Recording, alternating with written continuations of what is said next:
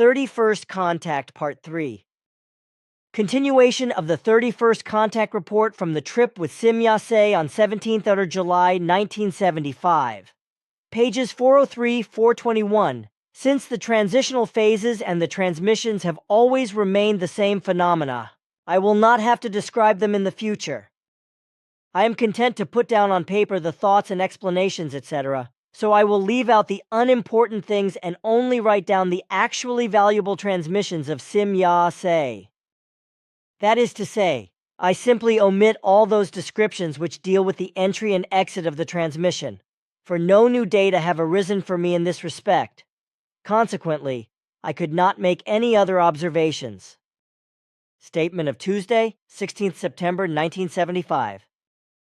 What is that enormous structure in front of you? It seems like a gigantic wall in the middle of space.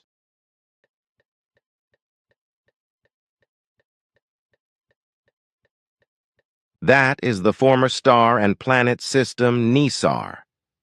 It is a dead system, destroyed by the unreasonableness of its former inhabitants. What you call a wall, there are many planets and stars that crashed into each other and created this unique structure. In the mass of these dead worlds, you still recognize some faint light phenomena. These are the destroyed stars, but they still have a weak luminosity and lose it very slowly. This system is from your homeworld, 1.73 billion 1,630,000 light years away, and despite this great distance, the cause of the destruction is to be found on Earth. The inhabitants of the Nisar system, the Nesariner, were a technically and consciously very highly developed people, and they formed a uniform race of humanoid form. For a period of 17,000 years, they lived in complete peace with each other and with the races of the other systems known to them in their galaxy. Their evolution in consciousness and technology was very high, but unfortunately only in the knowledge of the use of their powers of consciousness. They did not possess a spiritual goal in and of itself, and they also had no knowledge of the creation.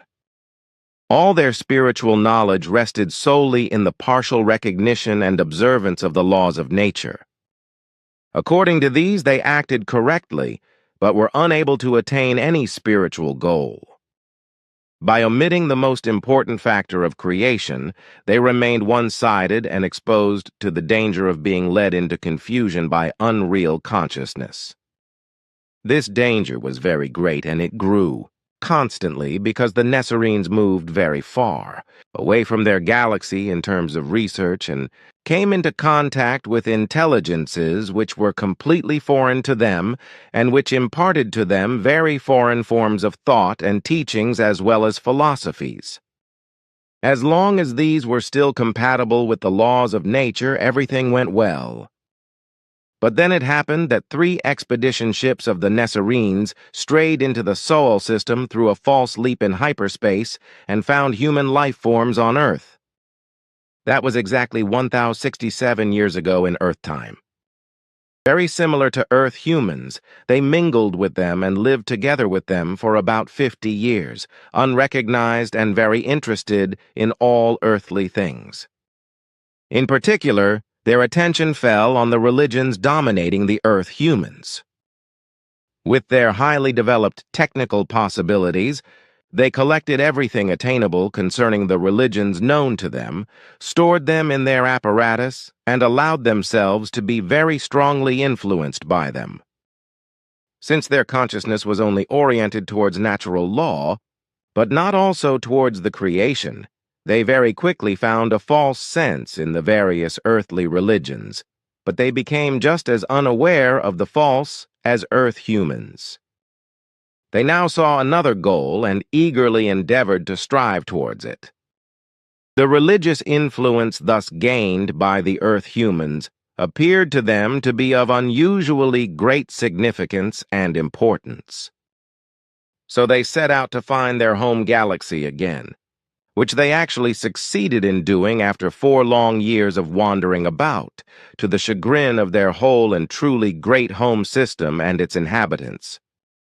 The religions learned on Earth were spread and taught on all inhabited worlds, while a small armada of great spacers was sent to Earth to collect further data of the religions prevailing there.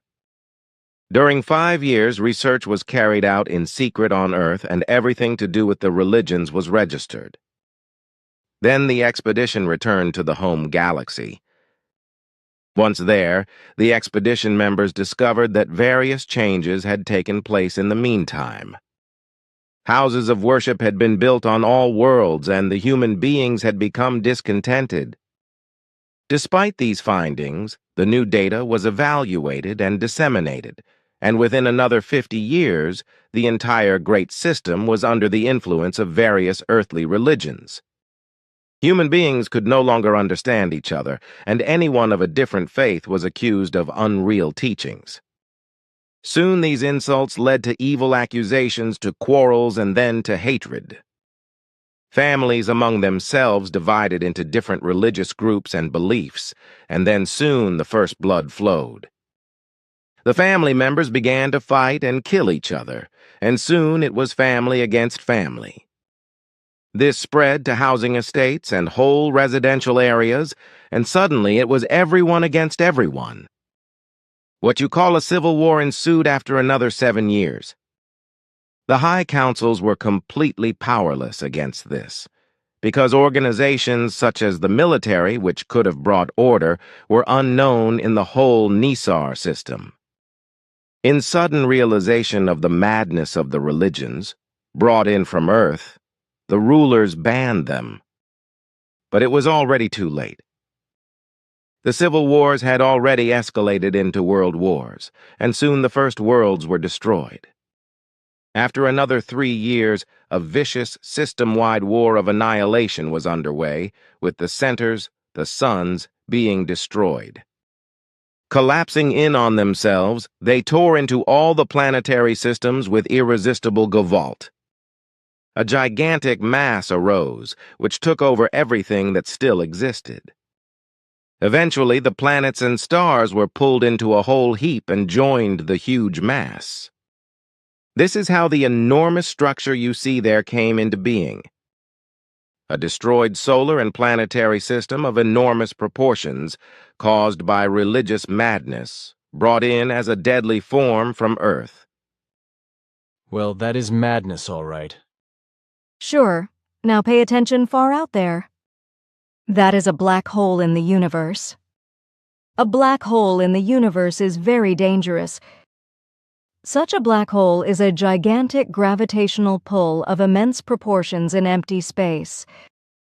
The formation of such a hole in empty space is very easy to explain.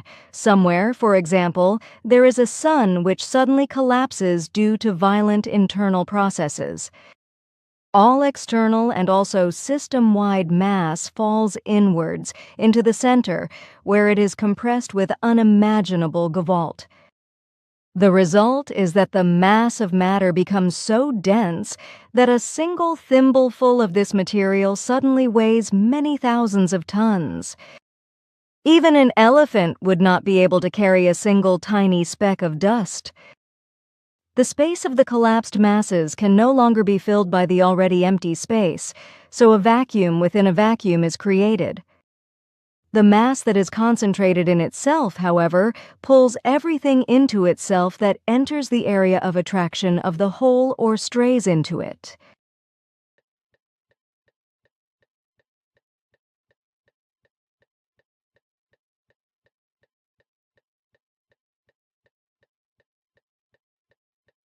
As a result, the mass continues to grow and become larger. Such a hole can also be created artificially. This was also the case in this destroyed system. But before the process had reached its climax, the first worlds already fell into the hole that was becoming. Thus, only the first were destroyed in their structure and form, while those following the first were able to retain their outer form. Thus, the process of hole formation was stopped short of its climax, and only the gigantic and powerful attraction of the whole mass was able to pull the remaining planets and stars into itself. But now the next leap is already prepared and we are about to transmit. Here we are again much further away from Earth than before. The distance to your home system is now 1,160,000,160,000 light years. This is the galaxy ASAP, and over there you see the world Disom. It is a world inhabited by human forms according to your time and values, living approximately in the Middle Ages. They live in larger villages similar to those you have in the Oriental world. A second race from this world doesn't live in permanent houses. It is nomadic and builds huts out of plants and bushes. You can see this world up close because Sim-Ya-Se will take you there with her beam ships. But first notice the giant sun up ahead. Its power is already diminished and will be extinguished in a few tens of millennia. The moon you see there is about 4 times the size of the Earth's moon.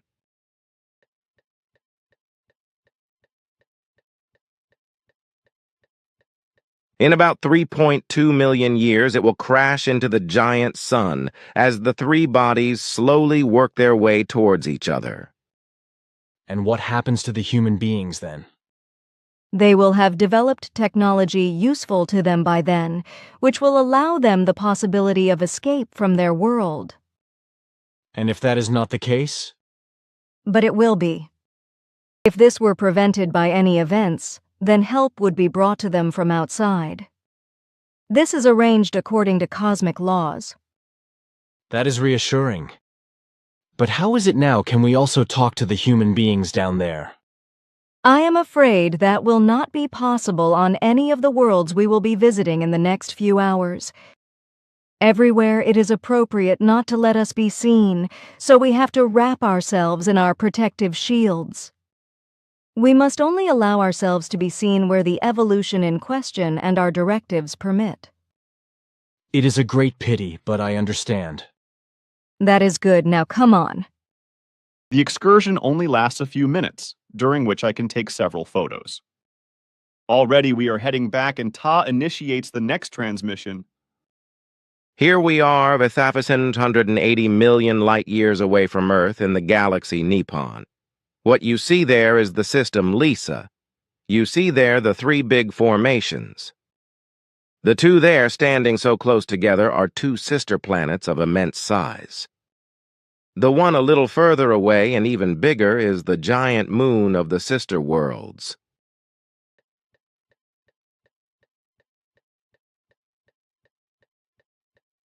It is about 5.24 times bigger than the Earth. Fabulous.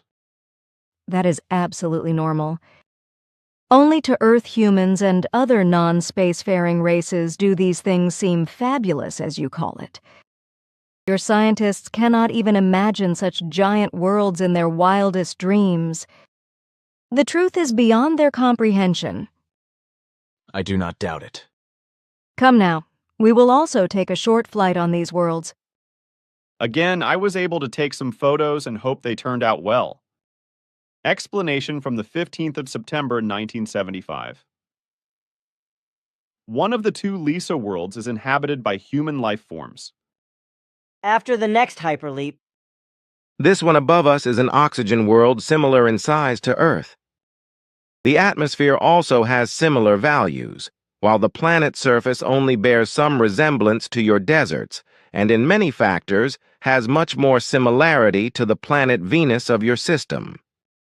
Here we are still in the Lisa system, which has very large dimensions and must be traversed with hyperleaps.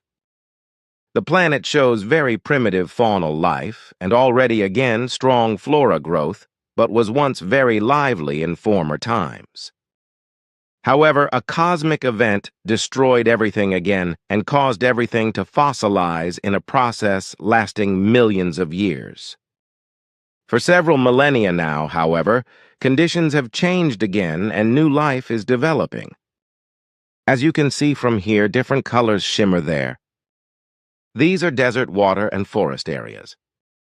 The desert-like landscapes are partly made up of rock masses, mountains, and very rotten brittle rock, which slowly decomposes back into sand and then turns into earth over time. The mountains themselves are no higher than 8,000 meters, and they are very similar to the mountains on your Venus.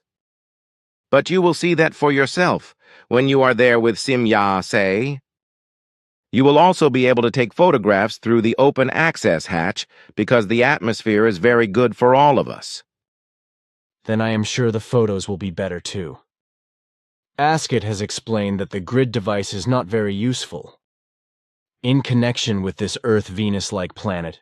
However, I now have a question. Invisible and spiritual life forms are supposed to live on such worlds. For example, also on our Venus and on Jupiter, Saturn, Uranus, and Mars, etc.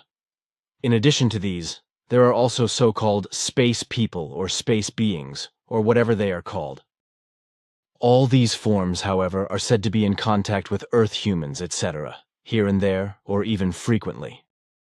They are also said to call themselves guardians, universe guardians, angels of God, etc., etc., and to be, so to speak, the guardians of divine laws and universal order. I am now not clear whether these statements are only assertions or correspond to actual facts. To be honest, I can see neither sense nor logic in it. I think that this even contradicts all creative laws and the laws of nature. Somehow I have the feeling that such claims are unreal and spring from delusional overloaded sick brains. I am not quite sure about this, though. It is really just a hunch and a feeling inside me that gives me this view. I just cannot get my head around it. Not even through people keep trying to explain to me that my assumption isn't correct, and that these space people or space beings are supposed to really exist. There are even supposed to be forms of guardians that exist in empty space, and so on. What should I really make of this? I cannot accept the whole thing. How did you come to these things? Did you read books about it? No, to the best of my knowledge, I have never seen or read such books. I have simply been told on various occasions about these supposed space beings and space people, many of whom are supposed to be purely spiritual forms. However, my feelings and logic simply cannot be reconciled with this. Then you feel and think very correct. You know about parapsychology, as you call this field of knowledge? I hope so, at least. I have... He has extraordinary abilities, as I have recently discovered. He also possesses quite enormous knowledge, as you yourself know very well. Your excessive modesty is not good. In this, strive for more truthful forms, for the existing ones already border on self-denial. You have already been told this several times. You know a guy named George Adamski, right? You know him, you have told me about him several times. I also know him personally from before, when he was at the Volkshaus in Zurich in May 1959. I did not get the best impression of him then, although I had to talk to him with an interpreter because I did not speak English at that time. I noticed, however, that the man was dominated by a tremendous stubbornness and by a great egoism that seemed unusual to me, but which was supposed to be covered up by an almost perfectly acted kindness and charity. I found that the man had an extraordinary gift for persuasion and suggestion, and always knew how to take over the conversation. It was clear that he had fallen for an ideal and was exploiting it in his own favor with a feigned help for the oppressed. So also fighting injustice seemed to me to be only acted by him and everything only to put himself in the center. It seemed to me that in the first and last place for him, only his own needs were always predominant, and that from the big toe up to the last tip of his hair.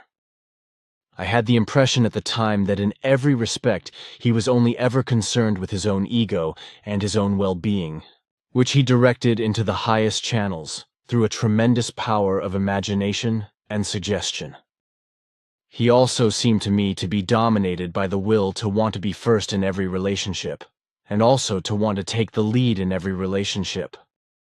You have observed and analyzed the man very carefully, which apparently no Earth human being has ever been able to do before. Adamski indeed showed the qualities you mentioned, but he managed to cover them up almost perfectly and thereby deceived countless human beings. He was born under the sign of Aries and degenerated in a very negative manner. The reason, however, why I am again calling your attention to this man and to parapsychology is this. The space beings you mention do not exist in any form, and they are only the degenerate fantasy product of your impossible parapsychology in the first place. In the second place in this fantasy degeneration functions the aforementioned Adamski. He lived in a hopeless web of lies and was a fantasist with extraordinarily highly developed powers of suggestion. Until a few years ago, your unreal parapsychology partly spoke of space beings of your mentioned form. Adamski took over this form for himself and imaginatively created a special form of being out of them, namely the universe guardians, etc. Neither parapsychology nor Adamski also get to the heart of the truth. Beings of the forms they mention are absolutely non-existent. They have never existed, nor will they ever exist. They are the pure fantasy product of overstimulated, misguided, or sick brains, but on the other hand, they are also implanted fantasy products of the Giza intelligences addicted to world domination. The truth about the most diverse forms of beings rests in completely different values than are claimed by your parapsychology, by Adamski, and various other Earth humans. But these entities have not a single iota in common with the aforementioned fantasy space beings. The truth is that invisible and unrecognizable forms of beings live in the most diverse spheres and dimensions.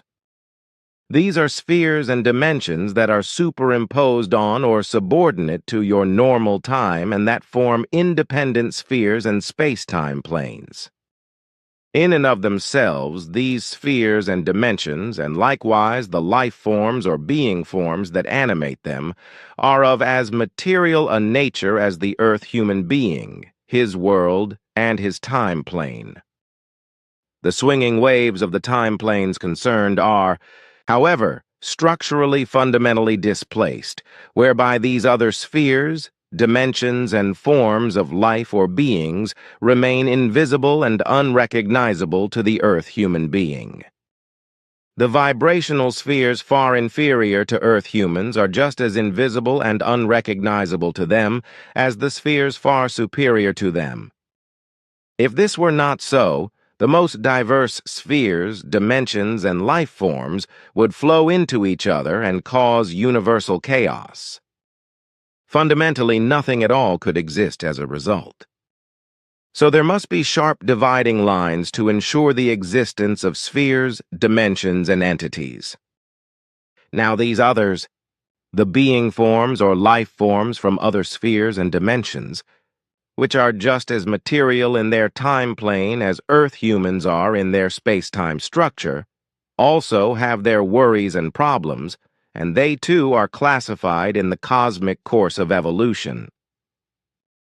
In no wise are they interested in making contact with the time plane, which is yours and means the normal time plane for you.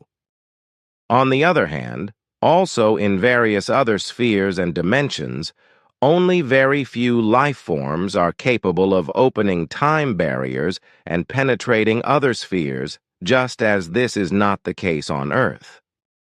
In other spheres and dimensions, then, the beings or life forms are just as material as they are on Earth, except that they are invisible and unrecognizable to you through the vibrational shifts.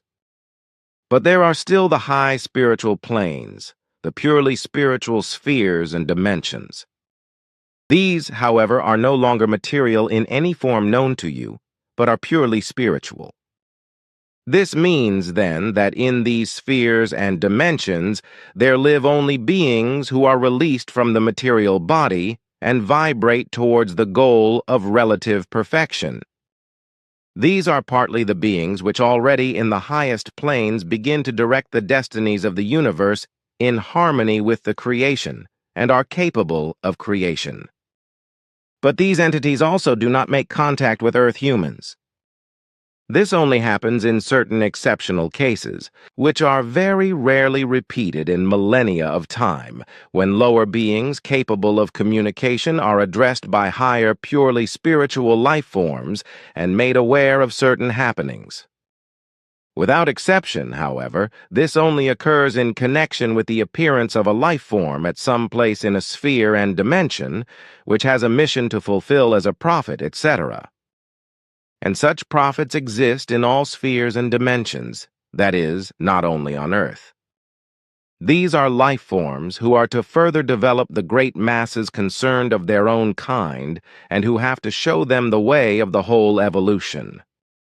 Such prophets, however, are without exception brought forth by destiny of their own or are chosen by much more highly developed life forms and prepared for their mission from birth. If they are then sufficiently developed, then contact is made with the higher and purely spiritual plane Arahat Atharsata by a Grand Council decision, which already consists of semi-spiritual life forms. From this plane, the prophets are then further instructed in spiritual knowledge, and the teaching of the Spirit is also transmitted to them for propagation.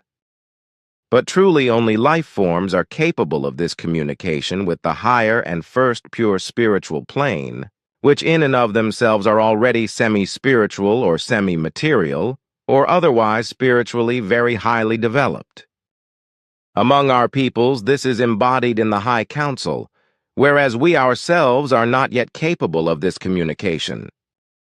These spirit forms of high and highest planes are to be calculated in terms of age with many billions, and not only with millions of years, during which they have lived through innumerable incarnations and have evolved to the highest states. This fact also proves the incorrectness of Earth humans' assertions that a being of 10 or 20 million years of age is already of pure spiritual form and is considered a master. Many misguided or deceitful Earth humans speak or write again and again of spirit beings who are said to be several million years old and to communicate with Earth humans. These alleged spirit beings are called masters, gurus, and perfects, etc. by the claimants. In this respect, it is very interesting for you to note that to Earth humans, such concepts of time of some millions of years seem monstrous and incomprehensible. That is, such concepts of time can no longer be measurably grasped and processed by Earth humans. If, therefore, in writings and books such dates of years and times appear, it is of complete certainty that these dates can only come from very ignorant Earth humans, for only to Earth humans speaking of your world do these periods of time appear inconceivable and monstrous. Earth humans, who are still bound to their world in every respect and have only taken the beginning baby steps towards space travel, are not yet able to grasp tremendously large periods of time and distances conceptually. You will experience this fact for yourself when, on your return from this journey, you will name the distances we have covered. So when Earth humans give time references of a few million years, which are supposed to correspond to the age of some time and spirit forms, and which are supposedly connected with them, then these references only correspond to their own small-minded intellect, for they are not able to grasp the truth of timeless endlessness.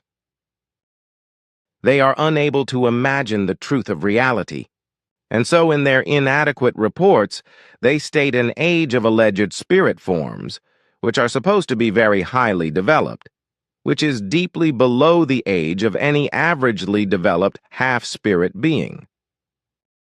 The averagely developed Earth human being already has an age of over 2.8 million years. It took him or her this time to develop from absolute ignorance through many incarnations to the present spiritual and consciousness level. Accordingly, a life form of only 1 or 2 million years of age is in a rather low and inferior state of development, which, according to spiritual and consciousness values, must be called still very low and underdeveloped. With a total age of only 1 or 2 million years, logically and according to the law of the creation, only that stage has developed where a life form becomes conscious of normal and conscious thinking. This makes it absolutely impossible for any life form, so also for Earth humans, that such beings can contact higher forms in an instructive manner. Masters and perfects, etc., with 10 or 20 million years of age represent only the absolute fantasy of misguided or deceitful life forms. This also makes it clear that if an Earth human being speaks of a master, etc., of 10 or 20 million years of age having communicated with him or her, that this is quite simply untruth, to say the least. According to the laws of the creation and according to the reality of all time planes, such a master, guru, or perfect one must have an age of 40 to 60 million years in order to be able to get rid of the material body at all.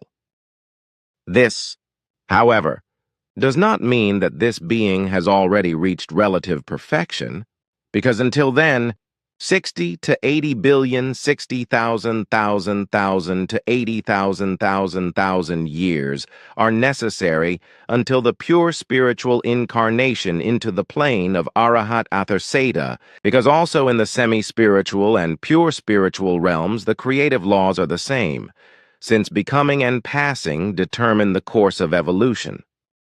Spiritual incarnation, however, is subject to other forms and laws than is the case with material life forms.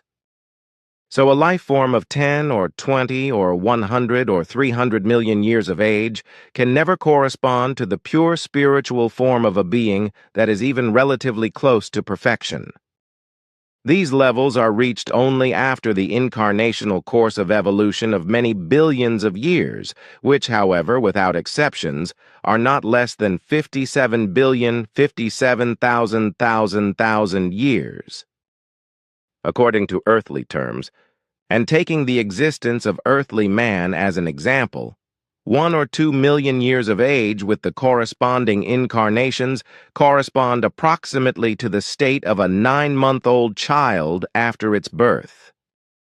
This follows logically from the fact that the whole of time is reckoned according to purely creative standards and that these concepts of time are entirely different from those which Earth humans of the present state of consciousness are able to recognize. He or she only reckons according to his or her Earth human's concepts, which are still caught up in complete lack of understanding and do not yield any cosmic values. If a life form, with 20 million years of age and incarnation, had already got rid of its material body and was floating close to perfection, then the universe would have ceased to exist a long time ago, because creation would have already laid itself to rest again in fulfillment of its task. This is because time would simply work much faster in terms of evolution than the creation would be able to cope with. This would mean that the 7 great ages of the life of the creation, or the 7 eternities, as you call them, would shrink to less than 10 billion, 10,000 years. Creation itself lives in a conscious, creating state during 7 great times. Then it lies down to slumber for as many great times, in order to awake and create again for 7 great times. Thus, it develops itself and finally perfects itself through its 7x7 total periods to the primordial creation, in order to then itself beget a life-stable creation, which is again devoted to exactly the same laws.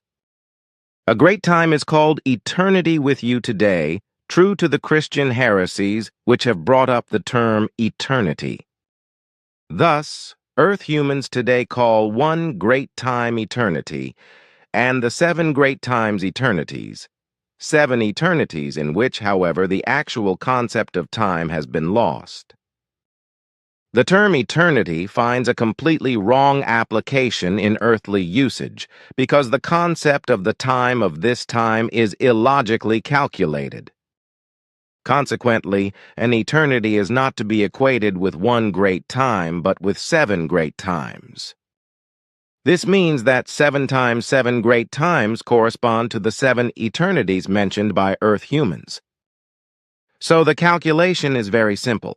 One great time is 311,311,000,000,000,000 and 40,040,000,000,000 Earth years, which Earth humans equate with an eternity, but this is an enormous miscalculation, for one eternity is equal to 2,177,000,000,000,000 and 280,000,000,000 80,000 years.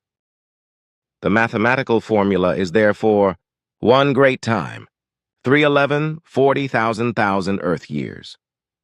7 great times, 2,177, 280,000 Earth years, 7x7 great times, 15, 240, 960,000 Earth years, all great time. This is the creation-based time formula of the existence of the creation. Like every life form, the creation also has its course of development and evolution, except that its time values are anchored in very high values. If a human being lives, for example, 50 or 100 years of an incarnation life, then this means for the creation comparatively a time of about 44 trillion, 44,000 years, during which it passes through 7x7 evolutionary stages. The approximately 44 trillion, 44,000 years represent a small time, 7x7 of which add up to a large time. As a comparison, Earth humans live an average of 70 years, then pass away as material life forms in order to incarnate again as material life forms at a later time. Each life lived means for him or her the passing through a certain stage of evolution until he has reached a certain level of spirit. Compared to the times of the creation, this level of spirit can be called the Great Time. The course of evolution of the material life form can be calculated in 7x7, as in the case of the creation itself. To reach a higher level of spirit, the life form must pass through 7 stages of evolution. 7 levels are in the value of the whole, so 7 different levels of spirit must be worked out. When this is done, then a relative perfection is reached, after which the relatively spiritualized form enters into creation. Each spiritual level, however, is divided into 7 sub-levels, as I have already explained. Explained a little more simply, this is called: a material life form has to live through 7 sub-levels of evolution in order to reach the next higher level. Such levels are in turn their 7, which are each divided into 7 evolutionary sublevels, which thus gives the value 7 times 7 as a prerequisite, or are 7 main levels, 7 sublevels, 7x49 further sublevels, which are again multiplied 7-fold. Note Billy. The years of material and then of spiritual life forms are to be reckoned in their evolution in many millions and billions of years up to relative perfection, while the time of the creation itself is, of course, many times greater. Thus, the creation does not only go through millions and billions of years for the fulfillment of its evolution in a great time, but many trillions of years. A sublevel or small time is thus about 44 trillion, 44,000 years, during which time it evolves upwards through 7 such periods to the next higher level. It too, like the material life forms, has 7 plateaus or major times, which are subdivided into subtimes or substages of the same number. If the life forms ultimately enter into the creation itself as perfection, then it evolves further into relative perfection within itself, and after passing through the 7x7 great times, becomes the primordial creation and begets a new creation out of this form. Your Christian calendar is very faulty in all things, so also in the calculation of the great times. Due to the errors that have arisen, The whole creation life of all 7x7 great times has been calculated with only 2,177 280,000 years, which in truth does not correspond to 7 great times, but only to 1 great time. But this gave rise to the Earth human mathematical calculation that the universe would only exist for 2,177,000,000,000,000 and 280. 2,177 to 80,000 years before it would be transformed again into non-being through the 7-period slumber of the creation during 7x7 great times. Such calculation errors are very common among Earth humans, as well as in terms of ancient languages. Terms of linguistic designations and numerical values, however, are precisely very important for the calculation of very many things. So also every letter of your language alphabets has a certain numerical value, according to which you can calculate everything. If Earth humans paid more attention to these things, they would recognize many dangerous false teachings. In particular, you could calculate the things of your religions and recognize the false teachings from them. Consider the information in the New Testament, where you find the prophecy under the name Revelation, chapter 13, verse 18, which describes the malicious suppression and fighting of the spiritual teachings by the values 6666. This number represents the value of a calculation of the number doctrine that you received from Ascot back in 1956. With regard to the number 666, we know very well that the earthly Christian religions associate it with a so-called Antichrist. This, however, is a malicious falsification of the facts, for this number does not have the meaning of the destruction of Christianity, but the meaning of the destruction of the truth that was spread by Emmanuel about 2,000 years ago. So the number 666 refers to anti-truth and to the destruction of truth, as well as to material and purely worldly things. Christianity itself bears this number, arising from the designations God, Jesus, and Christ. These names, according to your values, contain in themselves deadly annihilation and destruction and complete eradication of truth and creative spiritual teaching. Along with other earthly cultic religions, Christianity is at the forefront with the absolute numerical value of annihilation, destruction, and extermination of truth with the number 666. If you now trace the emergence of this religion, you will find that the Christ religion was brought into being in a year of the number 666, namely in the year 189 of your calendar. This year gives a basic number with a tendency to destruction, annihilation, and extinction, namely 18. The triple value results in 666. The birthday of the Christian religion was therefore already marked by destruction, annihilation, and extermination of the truth. If you continue to follow the dates, you will find that in every year, with the triple value 666, the Christian religion planned or carried out a new bloody crime that cost the lives of countless and innocent human beings. In many cases, these crimes look like political machinations. But the truth is that the Christian religion in particular, in collaboration with other religions and with politics, is the causally main culprit. Almost in regular succession, the Christian religion has thus struck every 10 years since its foundation in 189. For the truth-loving human being, the truth must finally break through, and he must realize that Christianity is the bestial beast of destruction, annihilation, and extermination of truth. Christianity embodies the beast with the number 666, and it is already on the point of destroying the truth and wisdom of the spiritual teachings and the teaching of the creation with such deadly gayvault as has never been the case before. Emmanuel was already aware of the coming of this time of terror, and so he refused to be called God, Jesus, or Christ, which was nevertheless officially done in 189. Emmanuel himself was aware of the doctrine of numbers, and he also knew the future. In sorrow, he well knew that he was unable to change anything, and so his objection to his later designation remained only a conscious attempt on his part to change what was to come.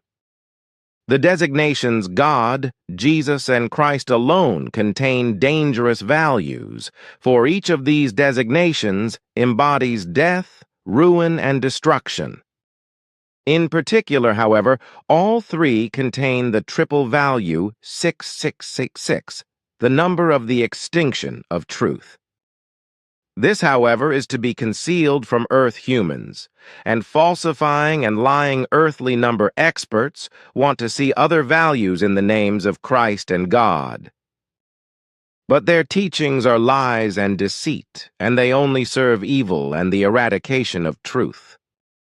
It should be known to you that Revelation also speaks of a servant of destruction and annihilation, of a human being who slavishly serves the very might of destruction, annihilation, and the eradication of truth. This human being also carries in his name value the number of the destruction, annihilation, and extinction of truth. His base number is 9 and his triple value is 666.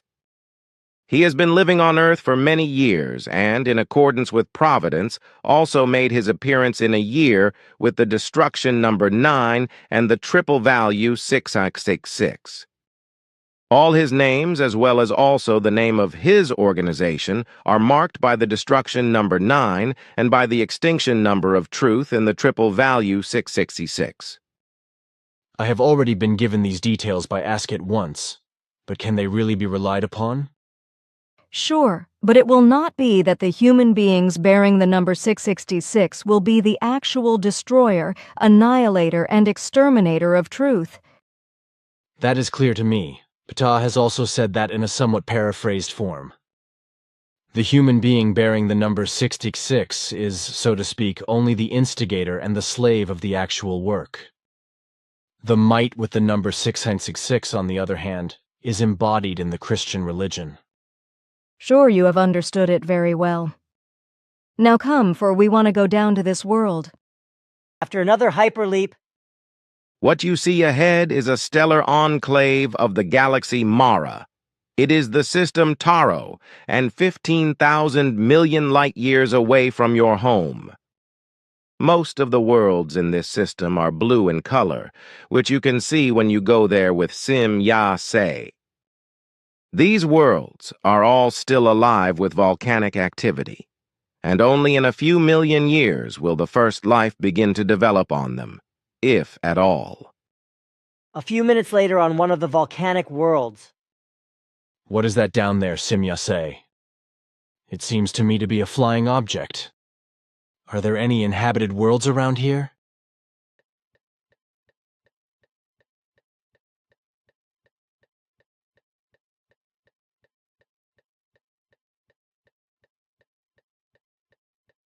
Sure, it is a flying apparatus. But its origin is strange to me. I will try to get in touch with it. Sim Ya Se is busy with various of her apparatuses and also speaks into a device in a melodic language that is incomprehensible and completely foreign to me. Apparently, however, there is no success. Are you not getting any contact? My attempts are not responding. They must be life forms that don't have intergalactic intercourse. Aha, but what language were you speaking earlier? I have never heard anything like that before, and it is absolutely alien to me. You cannot know that. It is a sign language that can be spoken. I don't understand that. But a sign language can only be drawn or painted or written by certain movements and so on. That is not so, because sign languages can actually also be spoken. To explain this to you in more detail would take a lot of time. Then we will leave that. After the next hyperleap. Where are we now? This is the system Ises in the galaxy Diron. From here, the distance to Earth is 4,180,480,000 light-years. This star cluster also consists only of volcanic worlds that emit their own luminosity. Despite their own luminosity, however, it is very dark on the worlds. The light only penetrates outwards, but is unable to illuminate the surfaces of the worlds. Can I still fly there with Sim Yase? There is nothing in the way if that is what you want. I would like to photograph some volcanoes. Come on, then. After the next hyperleap, That giant planet up ahead is still a lone member of the star cluster we just left. It is 3 trillion kilometers away from the star cluster itself. This planet is an ice world and 11 times bigger than the planet Saturn in your solar system. That is gigantic. But one thing I don't understand is that during the whole journey I kept noticing that we were making hyperleaps at a run, so to speak, and that you didn't care that nearby planets and stars were in danger as a result. Sim Yase once told me that for a hyperleap you would have to keep a safety distance of 153 million kilometers from the nearest stars and planets so that they would not be pulled into the maelstrom of the hyperleap hole. Why are you now disregarding this precaution? You are deceived. With my ship, we have much better distance management capabilities. The technology of this ship allows us to neutralize time, as you know and have experienced. Through this process, it is possible for us to get the safety distance of 153 million kilometers behind us in a fraction of a second and then transmit. That doesn't make sense to me. There's something fishy about this. Or you are not telling me something. You are just relentless. On the one hand, we neutralize time to just short of the transmission point, and on the other, we create a neutral timeless channel in outer space through which we can then travel the short distance of 153 million kilometers in a split second. It still doesn't make sense to me, though. If that is the case, why do you still make hyperleaps? I think that this process should actually be easier than a hyperleap. Besides, we can talk to each other and wouldn't be paralyzed by the transmission every time and practically thrown into eternity. So why might you make it more cumbersome? You are very observant and have very deep thoughts. The timeless channel is actually easier to manage than a hyperleap. But such a channel can only be created at certain distances, always taking into account the nature of the environment. The various energies of the different galaxies and systems limit the range of a timeless channel, with distances varying from 210 billion, 210,000 to 735 billion, 735,000 kilometers. Aha. So then this time, neutralization only takes place through purely galactic and systemic energies, which you make use of. While for the hyperleaps, you can practically use an intergalactic or rather the most diverse universal energies. According to my calculation, these universal energies should be far superimposed on the galactic energies and accordingly should be sought in much higher values. Or am I mistaken in that? You speak like a good scientist. Your figures are exactly right. I am slowly getting the hang of you. And I am beginning to understand the connections, only I am afraid I lack the concept of technology to be able to evaluate everything. It's thus better, because on Earth they would try to take that knowledge away from you. Again, you are right. It is probably better if I keep my mouth shut and don't take too much interest in such things, as I have done up to now. So if you don't mind, I would like to ask you something else that I am very interested in. You know you can always ask.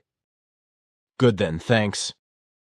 You know, I have been interested for a long time if there are worlds and life forms in our universe that are about the same level of development as those of us human beings from Earth.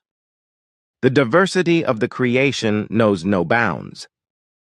That is clear to me, and I truly think of it only in awe. You are very wise, and I feel within me admiration for you, for I see that these are your honest feelings. How good would your life on Earth be if many thought and felt as you do? But alas, this is not so. Earth humans prefer to be lulled by the accursed manifold heresies and thereby alienate themselves from the truth of the glory of the creation. You speak very bitterly. You feel pain within you for your fellow man. This also often makes you speak very harsh words because it allows you to hide your true emotions from your fellow human beings. Why do you say that? It's true, damn it again. It's really enough to make one cry and run away. It is the truth. But I don't want you to cause yourself pain with it. That is easier said than done. When I see that everywhere in our world there is need and misery and countless human beings simply die miserably, then I am simply overcome with anger and I could smash everything to bits.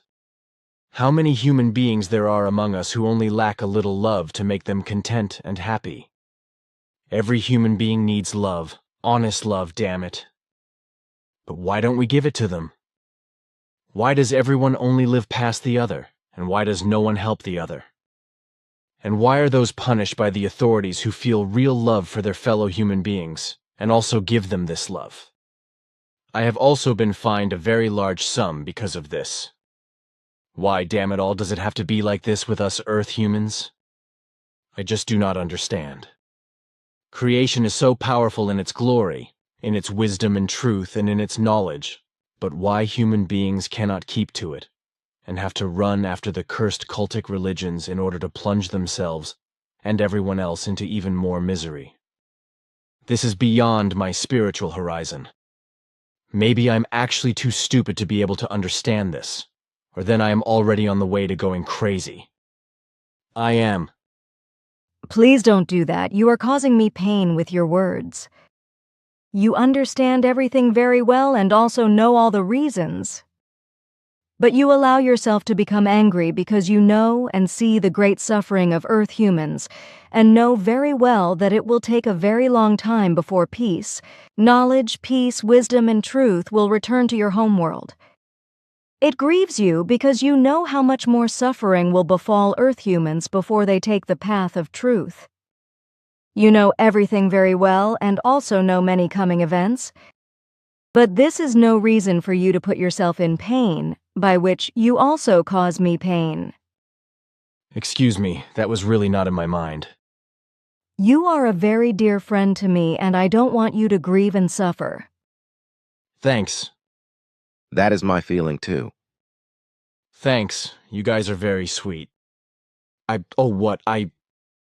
were talking about something earlier. What was it?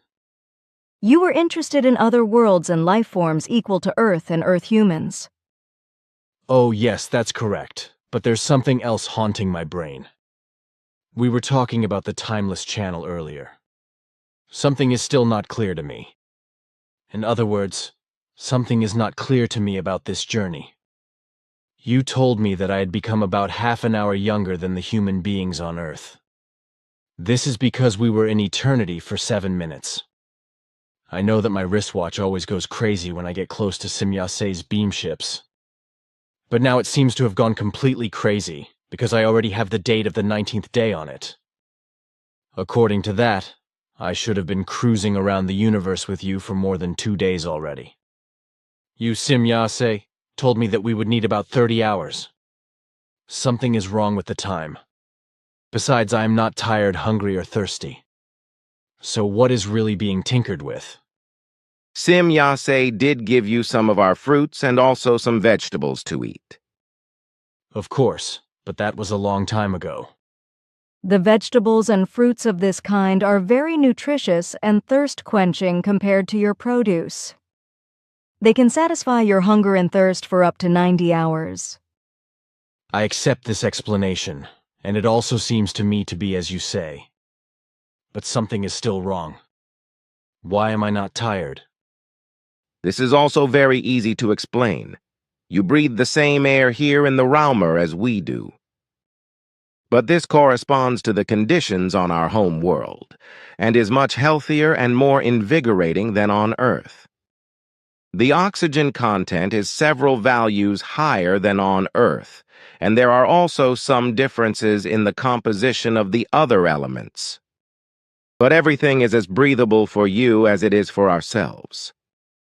The different composition of our air, however, guarantees us a longer wakefulness and a much shorter need for sleep than is the case on Earth. That is the reason why you are not tired. Your explanation makes sense to me, but you are still hiding something. Something is just not right, I can feel it. Is my alarm clock really acting so crazy that it's suddenly going forward by days? Your HR's is very accurate. I mean, that means we have been cruising the universe for more than 2 days? Sure, we have spent a bit more time than we intended. Golly, I am going crazy, and you say it so easily. What do you think is going to happen at my house? My wife is going crazy. I told her I would be home no later than the evening of the 18th. Human beings. My wife has already reported me missing to the police. That's going to set me off a fuss. It won't be all that bad. You say that. What arias do you think my wife can sing? She can truly replace a whole orchestra. Are you afraid of your wife? Not that. But if it is possible for me, I avoid such theatrics and musical outpourings. Well, that's good then, because we are going to be on the road for many more hours.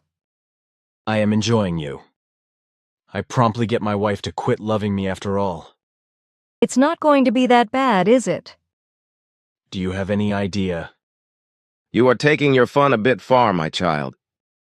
Aha, so Simyase is just teasing me? Then you must have hatched something. Is it possible my alarm clock isn't working correctly after all? You have a very good watch. Sure, that is indeed so.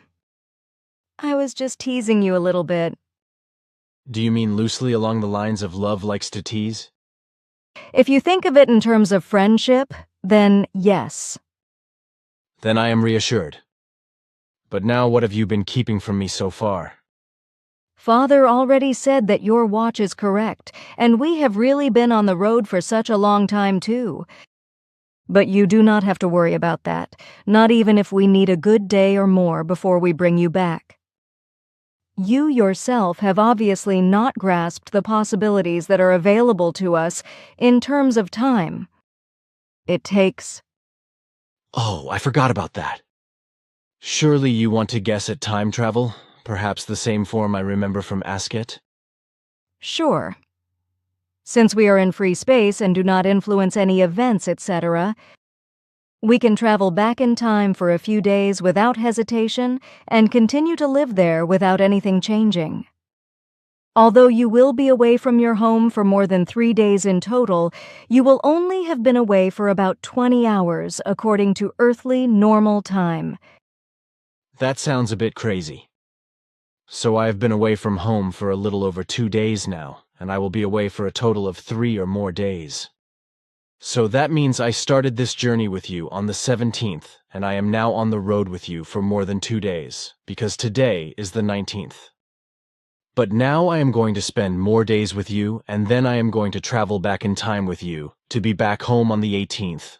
Although in reality I am still on a great journey on the 20th or so, and I am going to curve through the universe with you. Is that right? Sure. Aha, it's true. I guess that's everything, isn't it? Sure. Quite simple, actually. I am sure every human being understands that and doesn't even break their brain doing it.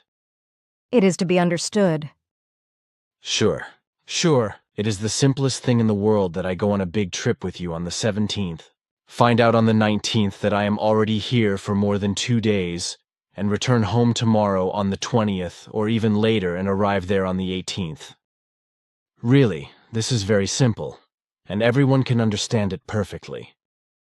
It is only a simple madness of universal proportions. Even a child can understand it. It is just as simple as the elimination of trees. There's a huge fir tree in a meadow that a farmer has been sawing off the lowest branches for 50 or 70 years, gathering up the fir cones and burning them. Then you simply come and eliminate the tree, and for 50 or 70 years the said farmer has never constantly sawn off the lowest branches, and also not gathered up any pine cones, and of course not burnt them either. This is all really very simple, and any human being can understand that. Now I don't understand you. That is very simple. Everything is very clear to me, and I understand everything very well. But make that clear to my dear fellow human beings for once. H. Jacob, for example, still cannot digest the fact that the weather furs have simply disappeared, and that no human being can remember them except me. It also doesn't make sense to him that you have also erased his memory, because he knows at least that one area very well where one of the trees used to stand. It simply does not make sense to him that he cannot remember the tree, although he must have seen it again and again over a long period of time. Therefore, he also comes back to this tree again and again and explains that no tree could have stood there.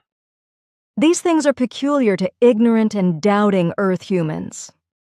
So do not trouble yourself further with these things.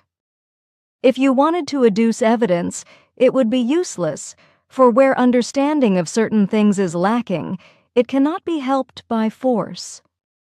In former times, visible proofs were necessary for the human beings of the earth in order to impart certain forms of thought to them. But by these visible proofs, they began to believe in miracles, and at other times they went astray. The present time of the earth has progressed beyond visible evidence, and the path of clear and logical reason and equally clear and logical understanding alone must be followed. Only these values count for the present time, and they are the better evidence than all those which are visible,